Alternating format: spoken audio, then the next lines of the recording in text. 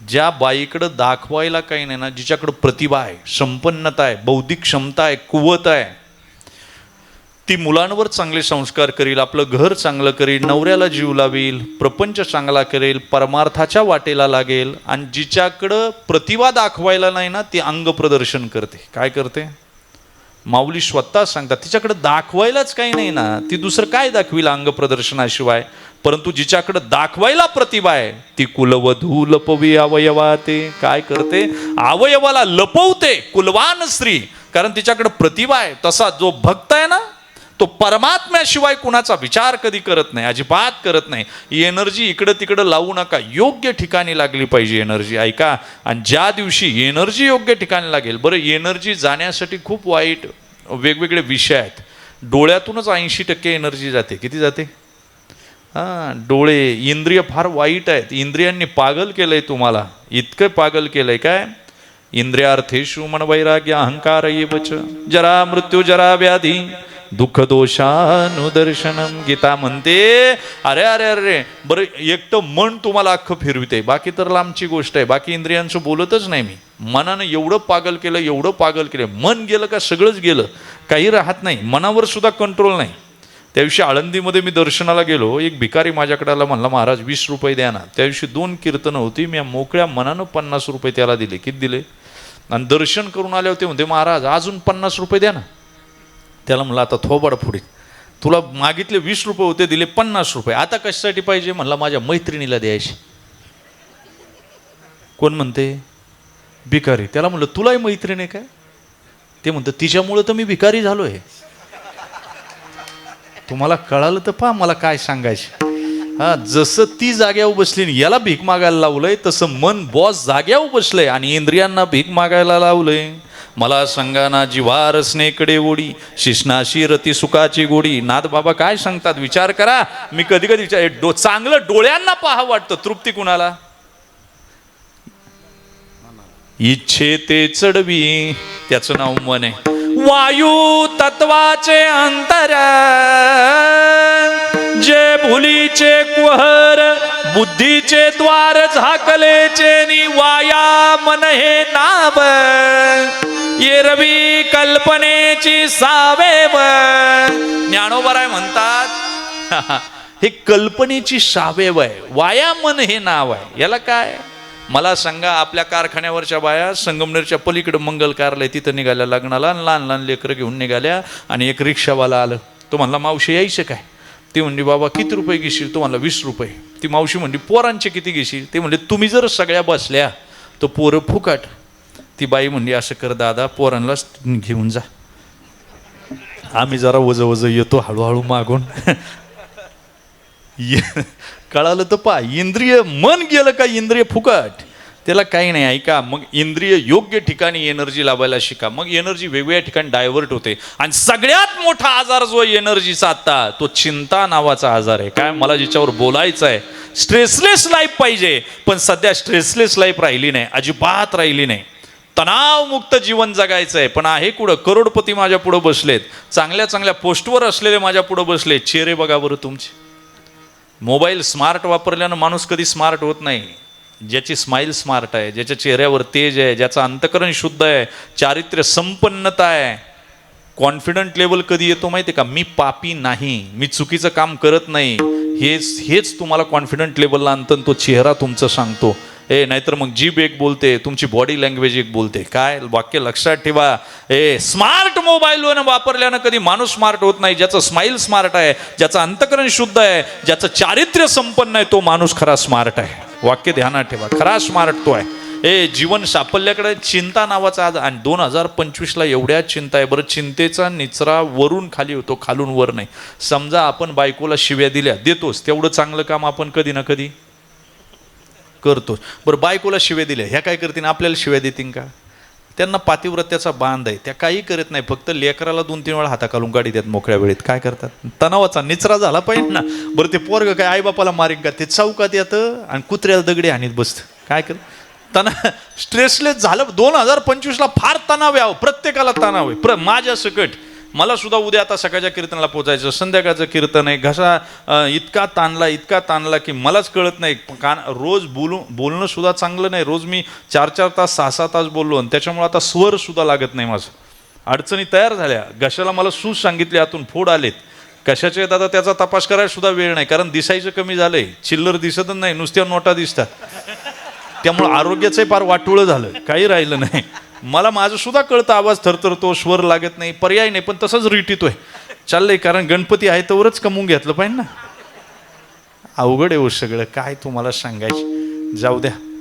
ऐका, मी सांगत काय होतो, 2025ला फार तणाव आहे. कीर्तन संपत आलंय. तुम्हाला वाटत असं हे काय काय जुळवीत आलं. राहिले 15 मिनिटं. माझी कीर्तन अशीच आहे, कुठं चालू होतं तर कुठं.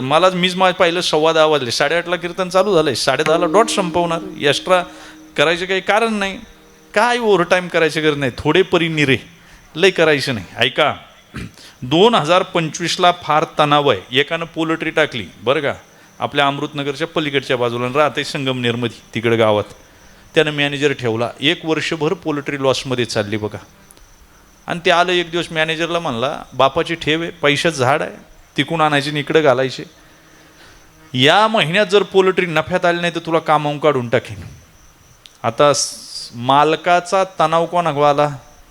मॅनेजरवाला. तुका म्हणे ताळा, नाही त्याची आवकळा, नाही त्याची आवकळा, तुका म्हणे ताळा. जर बॅलन्स शीटच जुळलं नाही MD साहेब, अवघड आहे. टाळा लावायचे ना.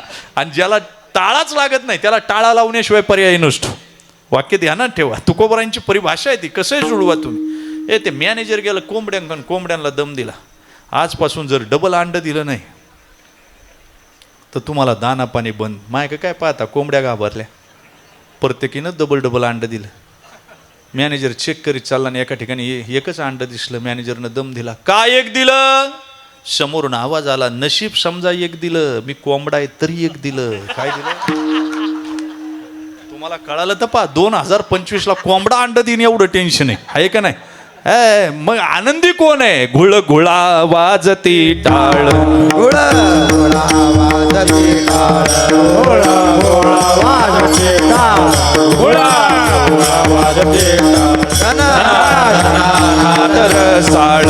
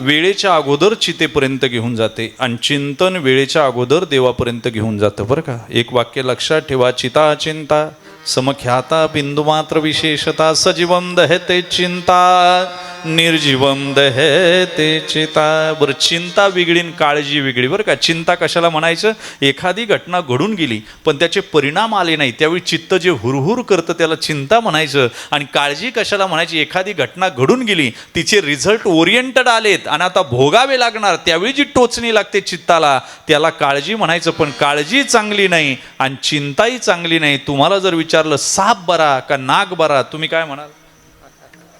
बरं, चिंता सुद्धा एनर्जी आहे, ऊर्जा आहे. तुम्ही ती व्यय करता. मला सांगा, जितकी दाबाल तेवढी वरती उसळते. एखाद्याला जीवाची भीती म्हणून त्यानं रिव्हॉल्वरचं लायसन विकत घेतलं, वेपन विकत घेतलं, हत्यार विकत घेतलं, पिस्तूल घेतला. आता चिंता वाढली का कमी झाली? हो, वाढली ना. उशाला ठेवलं तरी दचकून जागा होते. त्याच पिस्तुलातून मला कुणी गोळ्या घालीन का? चिंता वाढली का कमी झाली? मला सांगा. वाढली ना. मला सांगा, चिंता. अरे बरं, पुरुषांना चिंता, महिलांना चिंता, लहान लेकरांना चिंता. तुम्हाला झोपा येत नाही एवढ्या चिंता आहेत. जेवण जात नाही एवढी चिंता आहे. मला सांगा, एकाला गुलाबजामुन आवडतात, जेवायला मंगल कार्यालयात गेलं, गुलाबजामुनच जेवणाला आहे, उचलला गुलाबजामुन तोंडात घालायचा, तो पोलीस स्टेशनमधून फोन आला संगमनेरच्या, आज मर्डर झालाय, तिथं मोबाईल सापडलाय, शेवटचा फोन त्यानं तुम्हाला केलाय, तुम्ही आत्ताच्या आत्ता पोलीस स्टेशनला या. काय होईल? गुलाबजामुन तर तोंडात घालायचं ना, जीवाच्या पली. घाम सुटला, घाम मायक काय पाहता, ठेवून दिलं पळत सुटलं. ते घरी गेलं, जाता आता वकिलाला फोन केला, मित्राला फोन केला, घरात पाऊल ठेवायचा आणि तेवढ्यात परत फोन आला त्या पोलीस स्टेशनमधून. घशाला कोरड पडली, कस्तरी उचलला. ते साहेब तिकून बोललं, PI साहेब माफ करा बरं, 1 नंबर चुकला म्हणून तुम्हाला फोन आला. आता इकडची बारी हुकली मंगल कार्यालयातली. ते बायकोला म्हणते जेवाय काय केलंय, ती म्हणते तुम्ही लग्नाला गेले होते ना, तो म्हणला पेटलं लग्न, तू जेवाय काय केलं ते सांग. ती म्हणते बेसन भाकरी केल्या. आता याला तर काय आवडती नाही, तरी 2 भाकरी कचून खाल्यान झोपलं बघा. हा, एकदा चिंता, झोप येऊ देत नाही तो. महिला वर्ग, मला सांगा, नवरा चांगला, बंगला, गाडी, बँकेत पैसे, तरी बाई फूक मारली तर उडून जाईल. काय रोग झाला? चिंता नावाचा आजार. आणि नवऱ्यानं कहर केला, तिच्या अंगावर 10 तोळे दागिने घातले आणून. किती? चेहऱ्यावर हास्य अजिबात नाही, खुंटीवर कसं वज अडकितो असा तिचा डिस्प्ले. काय उपयोगाचा आहे मला सांगा ना? आहे का? लहान लहान लेकरांना चिंता हो. नर्सरीत जाणारी पोरं, त्यांना तुम्ही संडास करून देईना, त्यांना तुम्ही नीट त्याला झोपू देईना, झोपत येत तेच इंग्लिश मिडियमच्या गाड्या पळत आहेत. अरे त्याला तसा उचलायचा, ह्याचा अशा उचल्या बाथरूममध्ये नाही, त्याचं वरून पाणी टाकतात, ते डोळं ताणी ते असं. आणि मग ही म्हणती माझा वाघ आहे. आता वाघाची झोप तर होऊ दे. मग काय दुर्दैव आहे मला. बाप 3 वेळा 10वीला नापास होऊन बसलाय. किती? आई बाप 12वी पास झाली आणि हे कार्ट शाळेत जाते, त्याची केट, पाठीमागं स्कूल बॅग, वॉटर बॅग, हातामध्ये टिफिन, पावसाळा असेल तर रेनकोट. चंद्रावरून एलियन कसा उतरतो असं चालतंय ना. आई बापाला डॉक्टर करायची, त्याला किती अवघड आहे का नाही, किती ताण आहे त्याच्या डोक्याला. मग मला ते गाणं आठवतं, कुणाच्या खांद्यावर कुणाचे ओझे, तुकोबरायचं प्रमाण आठवतं, मुंगीवरी भार, गजाचे पालन. सांगा ना मला, किती अवघड आहे. लय अवघड रे गड्याला. आपल्या काळात होतं काय असं? काही नव्हतं. कायची वॉटर बँक काय, बापाचं धोतर फाडायचं, त्यात न्यायची भाकर, आई करायची, अशी फुगायची, ती तिचं पोट फाडायचं, त्याच्यामध्ये तेल आणि मिरची टाकायची. आता भाकर फुगत नाही, भाकर करणारी फुगती. आता कायची भाकर फुगण डोंबल्याची. काय पिझ्झा बर्गर त्याच्या पुढे झक मारण. मला सांगा MD साहेब, काय कोरक खायचे. दुपारी कुठे पाणी प्यायचे, वड्या फिड्या घसरगुंड्या खेळायच्या, चड्ड्या फाटल्या तर आई थिगळं लावायची का नाही. पूर्वी शिवलेल्याला किंमत होती, आता जितकं जास्त फाटलंय. तुम्ही जा जीनची पॅन्ट घ्यायला मॉलमध्ये, जेवढी जास्त फाटली तेवढी तिची किंमत जास्त. शिवाय मोकेच्या ठिकाणी जर फाटली असेल, विठाला विठाला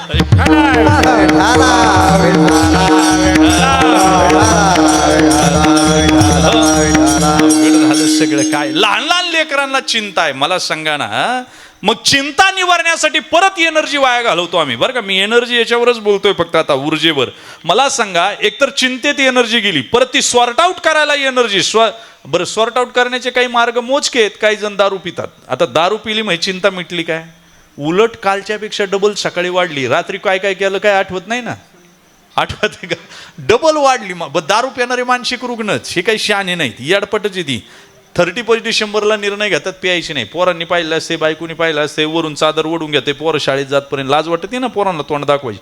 ऑफिसला जाते, म्हणते आता प्यायची नाही बरं का, नवीन वर्षात संकल्प, प्यायची नाही. दुपारी 2 वाजता मनाला सांगते, मना आजपासून सोडली मना. 5 वाजता निघते, ऑफिस सुटल्यावर मना जाताना रस्त्याने दुकाने उजव्या बाजूला बघायचं नाही बरं का. कोणाला म्हणतं मनाला शिक्षित करते. गाडीवर बसते, किक मारते, बॅग अडकवते, हेल्मेट डोक्यात घालते, निघाली गाडी. मना आलं 2 किलोमीटरवर, मना आलं 1 किलोमीटरवर, मना 500 मीटरवर आलं, मना तिकडं बघायचं नाही, मना 200 मीटरवर आलं, मना 50 मीटरवर, मना इकडं बघ इकडं बघ, मना जाऊ दे दुकान. निघून गेलं पुढं. गाडी थांबवली, हेल्मेट काढलं, काचेला अडकावलं आणि स्वतः शबासकी दिली. वा वा वा, मना जिंकलं तो. चल म्हणला पार्टी करू. अहो ही शाईकीकच, ही काही शानीत अशी नाही. तुम्हाला मी सांगू का, दारू पिऊन कुठं काही चिंता मिटत आहे. दुसरी काय म्हणतात काही जण असे आहेत, काय व्हायचंय ते होईन. याला तीरशिंगराव म्हणायचे. काय म्हणायचं? हे सुद्धा एनर्जी डायव्हर्ट अनेक ठिकाणी, मल्टिप्लाय ठिकाणी घालवते. काय जे व्हायचं असं सुद्धा नाही होत. जे व्हायचंय ते होऊन. एक तीरशिंगराव 3ऱ्या मजल्यावर आंघोळ करीत होता बिल्डिंगच्या. किती? आणि बिल्डिंगला आग लागली. लोक म्हणली बाहेर निघा, परत निघता नाही. तो म्हणला जावं, व्हायचंय ते होईन. तीरशिंगरावच ना ते. आणि जिना पेटला, लिफ्ट पिटली आणि मग अग्निशमन दलाचे आले, त्यांनी गाद्या टाकल्या स्प्रिंगच्या आणि याला म्हणले उडी मार. हा म्हणला मी कुठूनही मारीन, जे व्हायचंय ते होईन. मारली ना उडी तीरशिंगरावानी, उडी मारली, गादीच्या स्प्रिंग पंप झाल्या आणि हा 3ऱ्या मजल्यावर आणि उडी मारली होती, हा 4थ्या मजल्यावर गेला. कुठं गेला? जे व्हायचे ते होईन. तीरशिंगराव ना लय उड्या मारल्या, जमलं नाही. म्हणला माझ्या बुद्धीला कोणाचे हात नाही लागत. ते गेलं फेविकॉल चोळला कपड्यांना. म्हणलं आता तर चिकटन का नाही गादीला मी उडी मारल्यावर. फेविकॉल लावला आणि उडी मारली 5व्या मजल्याहून, चिकटली. पण तीरशिंगराव नाही, कपडे चिकटले आणि तीरशिंगराव बिगर कपड्याचा टेरेसवर गेला. बघा याला जे व्हायचंय ते होईन म्हणून सुद्धा जमत नसतंय. मग तुम्ही म्हणाल चिंता कधी संपते? बुद्धीनं निर्णय घेतला की चिंता संपली. तुमच्याकडून 1,00,000 रुपये एखाद्यानं नेले, तुम्ही म्हणाल का दिले? अहो नेले हो, त्यानं माग खूप वेळा नेले, पण वेळेच्या अगोदर आणून दिले. बुद्धीनं निर्णय केला. चला तुम्ही बसलेत, आज रात्र झाली, उद्या दिवस उगवण का नाही याची चिंता आहे का कोणाला? आणि जर दिवस उगवला नाही तर काय होईल? किती हाकार माजेल. पण कधी आलाय का विचार मनात आपल्या, उद्या सूर्य उगवेल का? कारण आपल्या बुद्धीनं जन्मल्यापासून वारंवारता सिद्ध केलेली आहे की आज रात्र झाली की उद्या सूर्य उगवणार आहे. सीतेनं हरिण आणून द्या म्हणून सांगितलं नवऱ्याला.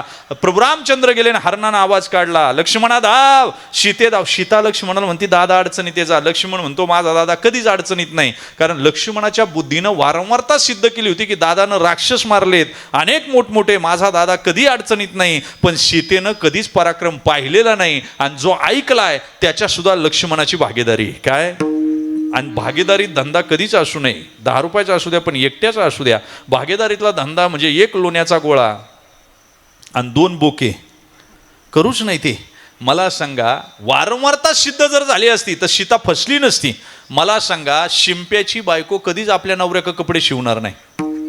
डॉक्टरची बायको कधीच आपल्या नवऱ्याक इंजेक्शन घेणार नाही. महाराजाची बायको कधीच आपल्या नवऱ्याचं कीर्तन ऐकणार नाही. हा तुम्हाला लय बरं वाटलं, आता माया आलो ना आम्ही आमच्या. तुम्ही हुशार आहे अजूनपर्यंत. मला सांगा, शिंपेच्या बायकोनं वास्तविक बुद्धीनं निर्णय केला पाहिजे, कॉन्फिडंट लेवल बिल्डअप झाली पाहिजे की माझ्या नवऱ्यासारखा दुसरा फॅशन डिझायनर नाही. डॉक्टरच्या बायकोला विश्वास पाहिजे, मेलीला आलं तरी माझ्या नवऱ्याचा हात लागल्यावर जिवंत होऊन पळन. आणि महाराजाच्या बायकोला विश्वास पाहिजे की माझ्या नवऱ्याची फिलॉसॉफी जगाला तारते तर मला का तारू शकत नाही.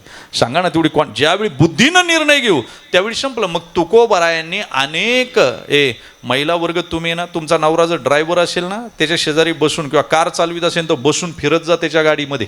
काहीतरी रायडर असेल ना मोटरसायकल, संगमनेरमध्ये फिरून येत जा, शिर्डीला जाऊन येत जा.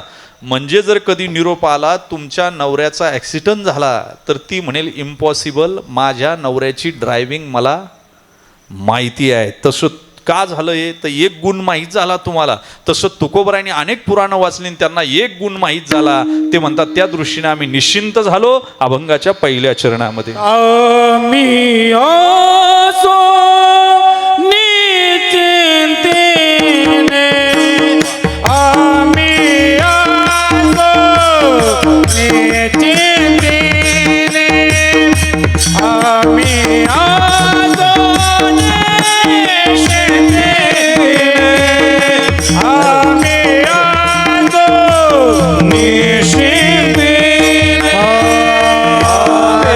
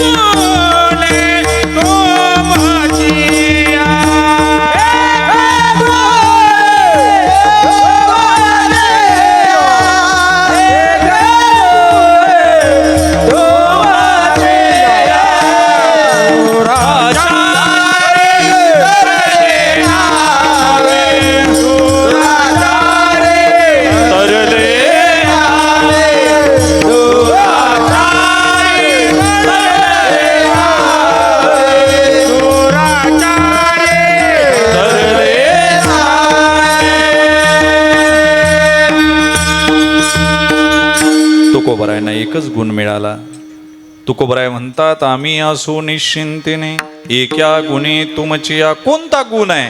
तर दुर्जन सज्जन तारले यात नवल नाही. तुझ्या नामानं दुर्जन सुद्धा तरलेत. कैक दुर्जनांची यादी आहे. उच नीच काही नेने भगवंत तिष्ठे भाव भक्त देखोन या. अजून त्याच्या पुढे सांगू, लग्ना अगोदर पोरं होणं चांगलं का वाईट हो? वाईटच. कुंतीला पोरं कधी झाली हो? लग्ना अगोदर. तरी द्वारकेचा राणा पांडवा घरी. ऐका ना, एका बाईला 5 पती. कधी झालं हो त्याच्यानंतर? आत्ताचं लोक म्हणतात पहिला काळ चांगला होता. मी सांगतो पागल, आत्ताचा काळही चांगला आहे. भागवत काढा, एका एका राजाला 800 बायका. मग पहिला काळ चांगला का आत्ताचा? बरं, त्या बाईचा नवरा जर मेला, पूर्वीच्या काळी पती जर गेला, तिला चितेत ढकलून दिलं जायचं. तिला जायची इच्छा होती का? आपली बायको मेली तर आपण काही करायचं. 2-2 लग्न करा, कुठेही करा. आणि त्या बिचारीनं काहीच करायचं नाही. कुणी सांगितलं विधवा स्त्री ही अपशकुनी असते? मागच्या वाढदिवसाला मी विधवा स्त्रियांकडून ववाळून घेतलं. माझे कार्यक्रम डबल झाले. काही नसते असं. आणि ती स्त्री आहे म्हणून. इथं कोण पुरुष आहे? तुम्ही काय पुरुष आहे, मी काय पुरुष आहे? याही स्त्रिया, आपणही स्त्रिया, पूर्ण पुरुष फक्त परमात्मा आहे. तुम्ही म्हणाल कसं काय? तर सांगतो ऐका. बायोलॉजी सांगतो, स्त्री बीज आणि पुरुष बीज एकत्र आल्यावर जीवाची निर्मिती होते. काय होते? ज्याला XY XXY म्हणतात. पुरुष बीज आणि स्त्री बीज जर एकत्र आल्यानंतर जीवाची निर्मिती होत असेल तर स्वतंत्र स्त्री किंवा स्वतंत्र पुरुष कसं काय म्हणता बरं तुम्ही? मला तुमच्या डोक्याचा गोविंदा करायचा नाही, आज तो माझा विषय नाही.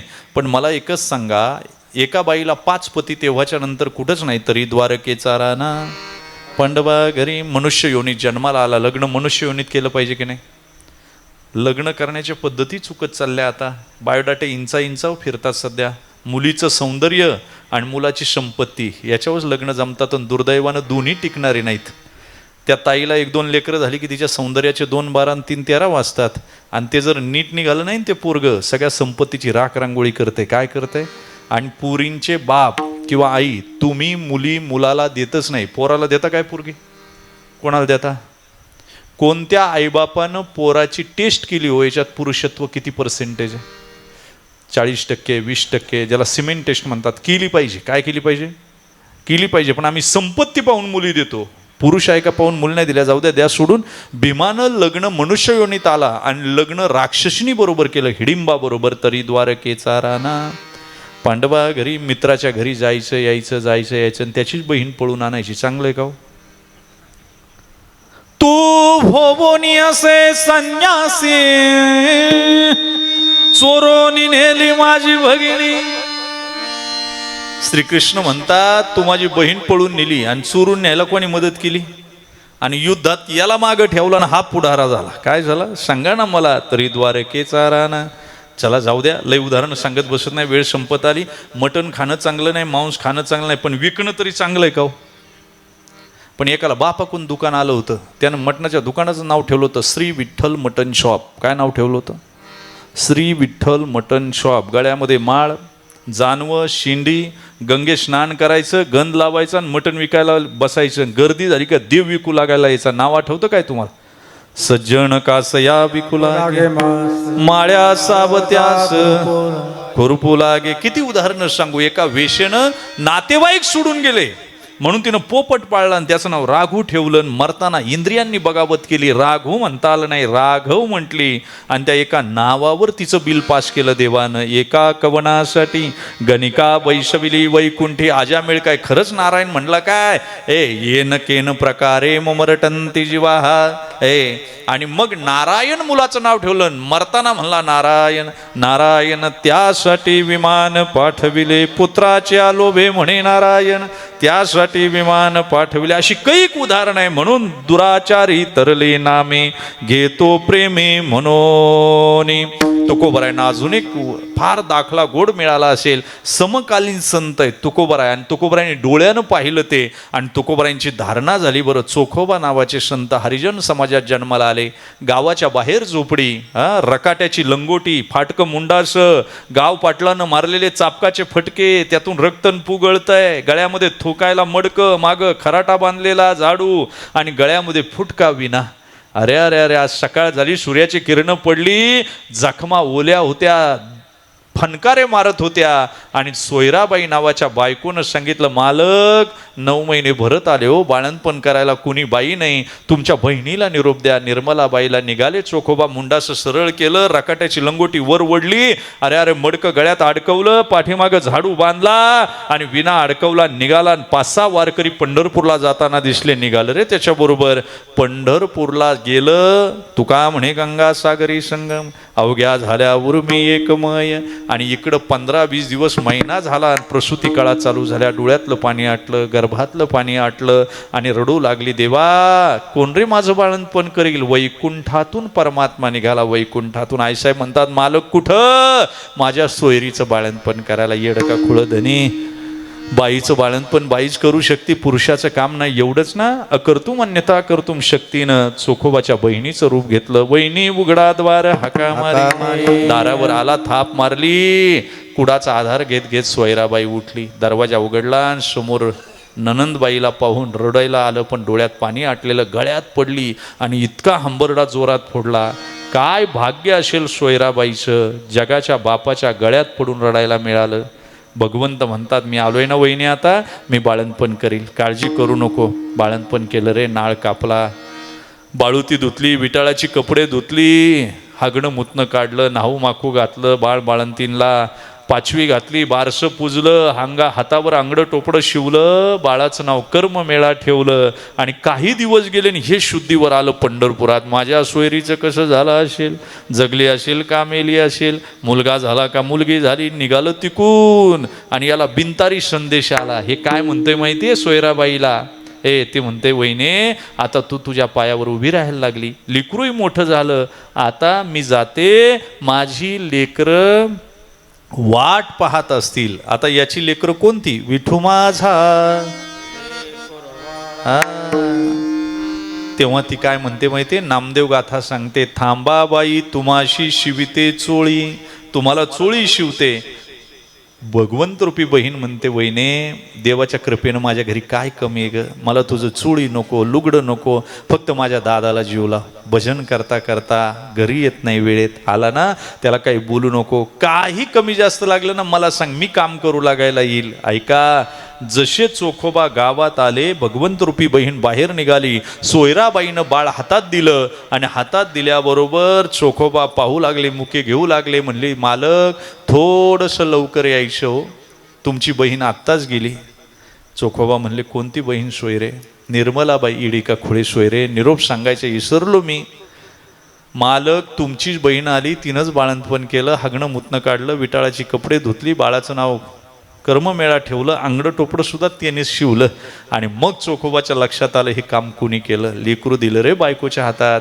पळस सुटला आतमध्ये देवाऱ्यात, एक ईद भर पांडुरंगाची मूर्ती घेतली, छातीला लावली, इतके रडले चोखोबा, देवा किती रे मी चांडाळ, किती मी चांडाळ. लोक तुला पंचामृतानं स्नान घालतात, पण माझ्या बायकोच्या विटाळात तुला हात बुडवावे लागले. देवा लोक तुला चंदन लावतात, चंदन उटी लावतात, पण माझ्या बाळाचं हागणं मुतणं तू काढलं. देवा लोक तुला भरजरी कपडे घालतात रे, पण माझ्या बाळासाठी तू आंगडं टोपडं शिवलं.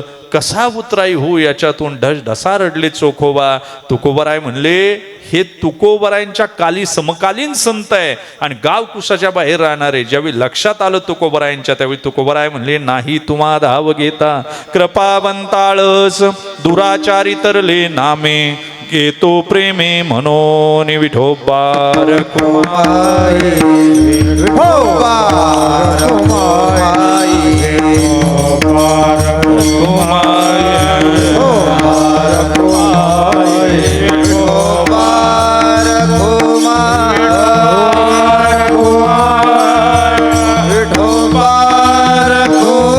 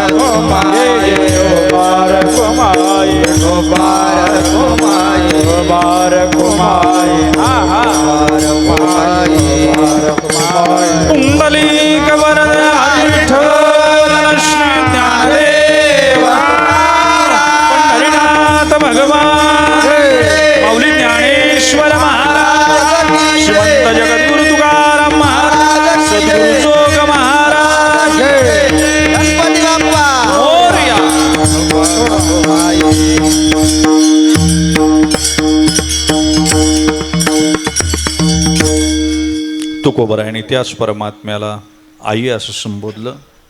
आणि पहिलं तर तुकोबराय विठ्ठल आणि गणपती दुजा नाही म्हणून सांगतात, एकच आहे. गणपती बाप्पा आणताना तोंड बांधून आणतात आणि नेताना मात्र मिरवणूक काढून विसर्जन करून येतात. एवढी मूर्ख माणसं या जगतात असतील तर भक्ती होईल कशी मला सांगा. त्याच्याकडून बसवल्यानंतर काही गोष्टी कराव्या, त्याचे डोळे लहान आहेत का, तर सूक्ष्मच्या सूक्ष्म पापसुद्धा पुण्यसुद्धा त्याच्या नजरेतून कधी सुटत नाही. त्याचे पाय लहान आहेत. बाप्पा सांगतात प्रत्येक पाऊल विचारपूर्वक टाका. ऐका, त्याचं उदर मोठं आहे. किती अपराध केले तर आई मात्र सगळे गुन्हे लेकराचे पोटात घेत असते. मोरया मोरया मी बाळतान्ही, नाही का, किती अपराध केले तरी पोटात घेते. ऐका ना, भगवंत प्रत्येक गोष्टी, त्याचे कान सुपासारखे आहेत का, तर तुम्ही केलेली प्रार्थना, तुम्ही केलेल्या देवाकडं मागण्या कोणत्याही कोपऱ्यात केल्या तर त्याच्याजवळ पोहोचतात. म्हणून बाप्पा आणताना सुद्धा सात्विकतेने आणावा, त्याचा उत्सव सुद्धा सात्विकतेनं करावा. लोकमान्य टिळकांना जो अपेक्षित उत्सव होता, एक संगता निर्माण व्हावी, एकत्रीकरण व्हावं, धर्मजागृती व्हावी, याच्यासाठी या उत्सवाचं प्रयोजन आहे. उत्सव नाम उतुजानंद, सवनाम आनंद. शास्त्रानं सांगितलं जिथं आनंद उतू जातो त्याला उत्सव असं म्हणावं. त्या आनंदाच्या लहरी, चैतन्याच्या लहरी आपल्याला मिळत राहाव्यात एवढीच अपेक्षा करावी. आणताना सुद्धा आनंदानं आणावं, जाताना डोळ्यात अश्रूंचा महापूर यावा. परमात्म्या आजपर्यंत 10 दिवस तुझी सेवा केली, 11 दिवस सेवा केली, कारण ती आई आहे. तुकोबराय आई म्हणतात, ज्या ज्यावेळी संकट आली त्यावेळी तो धावूनच येत असतो, बरं का, धावूनच येत असतो. तुकोबरायांनी ज्या ज्यावेळी आवाज दिला, ये गा तू माय बापा पंढरीच्या राया, तुझ बीन शीन वाटे क्षीण झाली काया, तू माझी माऊली मी ओ तुझा ताना, पाजी प्रेम पाना विठ्ठली. ऐका ना, आई आई असते हो, कोणती असू द्या. आता मला सांगायला वेळ नाही, पण आई अशी असते. प्रत्येकाची आई, तुमची आमची काय. यशवंतराव चव्हाण आणि वसंतराव चव्हाण महाराष्ट्राचं राजकारण करत होते, बरं का, आणि विरोधी पक्ष नेत्यानं सभा घेतली, म्हणले या यशानं वशानं महाराष्ट्राचं वाटोळं केलं. काय केलंय या यशानं वशानं. एक जण यशवंतराव गेला, म्हणलं तुम्हाला काल इथून यशा म्हटलं कुणीतरी. म्हणले LCB वाल्यांना शोधायला सांगितले, कोण म्हणलं ते. म्हणले काय गुन्हा दाखल करायचा का. नाही म्हणले, या महाराष्ट्रात यशा म्हणणारी फक्त माझी आई होती, ती गेल्याच्या नंतर मला परत कुणी आई म्हटलं नाही. काल ते मला आई म्हटले म्हणून मला आईची आठवण आली, मला त्याचे पाय धुवून पूजा करायची. काय करायची. कोण म्हणलं, यशवंतराव चव्हाण. आई आई असते रे, प्रत्येकाची आई असते. याच यशवंतराव चव्हाणांची आई बघा. यशवंतराव लहान होते ना, कृष्णाकाठ वाचा तुम्ही. यशवंतराव लहान होते ना, रेल्वे स्टेशनवर उतरायचे, बरं का, आणि डोक्यावर पिटी घेऊन घरी जायचे. 8 वाजता उतरलं यशवंत, 10 वाजता घरी पोचायचे. आज यशवंत 8 वाजता उतरला आणि 8:45 तर घरात रिक्षा करून. आईनं मुका घेतला, कपाळ पुसलं घामाचं. यशवंता लवकर आला रे. आई मला शिष्यवृत्ती लागली, मी रिक्षा करून आलो बाळा. पर शिष्यवृत्ती सारखी लागेल याची गॅरंटी नाही, आपला पायी येत जा रे. यशवंतराव पुढं गृहमंत्री झाले, मुख्यमंत्री झाले, आणि आई आजारी असल्याचा निरोप आला. विमानानं पुण्यात आले, तिथून डॉक्टर घेतला, सगळा ताफा पोलिसांचा, आणि घरी गेले. फौजदारानं दरवाजा उघडला, सॅल्यूट मारला. यशवंतरावांनी पाय घरात टाकला. आईला बोलता येत होतं पण दिसत नव्हतं, कानानं ऐकू चांगलं येत होतं. पावलांचा आवाज ऐकला आणि डोळ्यातून पाणी गळालं. कळालं माझा यशवंत आला. नुसत्या पावला ओळखलं, हातात घेतला, आलो आई. रिक्षाला पैसे कुठून आणले रे बाबा. यशवंतरावांना रडायला आलं, भिंतीकडे पाहून डसा रडायला लागले. डॉक्टर म्हणले, यशवंतराव का रडता. ते म्हणले, असं असं झालं होतं, आता मी मुख्यमंत्री झालो, लाल दिवेच्या गाडीत फिरतो, ताप आहे, तरी माझ्या आईला वाटतंय माझा यशवंत अजून गरीब आहे, त्याला आई म्हणावं. आईशी कळवळ्याची जाती करी लाभा बिन प्रीती. आई आई असते रे, नुसती आई माणसाचीच असते नाही, पक्ष्यांची असते. मला सांगा, विंचविन नावाची आई आहे. पिलं जन्माला घातल्यावर त्यांना भूक लागते. पिलं कुठं जाणार म्हणून स्वतःचं शरीर खाऊ घालते आणि पिल्लं जगवते. सांगा ना, अशी कुठं आई पाहिली. जिराफ नावाची आई आहे. माझ्या उंची एवढी उंची आहे. मी सहज प्राण्यांचं पुस्तक वाचत होतो साहेब. माझ्या उंची एवढी उंची जिराफाची. मादी वेते आणि 10व्या मिनिटाला मागच्या पायानं लाथा मारते पिलांना आणि डोळ्यातून रडते. तुम्ही म्हणाला अशी कुठं आई असते. हो असते. रडते याच्यासाठी की बाळ जन्माला आलंय, मी लाथा मारते. त्याला किती वेदना होत असतील, पण लाथा याच्यासाठी मारते का मी व्याले ती जागा सुरक्षित नाही. लाथांच्या वेदनेने का होईना यानं उठावून माझ्या मागं चालत चालत सुरक्षित जागी यावं, ती सुद्धा आईच आहे. गरुडाची मादी लेकरं जन्माला आली की तिसऱ्या आठवड्यात अशी पायात धरते, 12 किलोमीटर वर नेते, जिथून विमान चालतं तिथून सोडून देते. गुरुत्वाकर्षणाच्या नियमानं पिल्लू खाली येतं, आता मरणार खाली पडून, तेच परत उचलते आणि परत 12 किलोमीटर नेते. हे कुठपर्यंत चालतं माहिती आहे? जोपर्यंत पिलाला उडता येत नाही तोपर्यंत. मी मुंबईला त्या दिवशी कीर्तनाला चाललो होतो मागे, आणि एक ट्रक माकडिनीच्या गळ्यावरून गेला हो. निर्दय होता ट्रक चालक, निघून गेला. तडफडत होती ती माकडीन. मी उतरलो, बिस्लरीचं पाणी तिच्या तोंडात टाकत होतो. रक्ताच्या गुळण्या बाहेर चालल्या होत्या, डोळ्यातून पाणी अश्रू गळत होते. थरथर थरथर शरीर चाललं होतं, रक्त बाहेर गुळण्या फिकीत होती.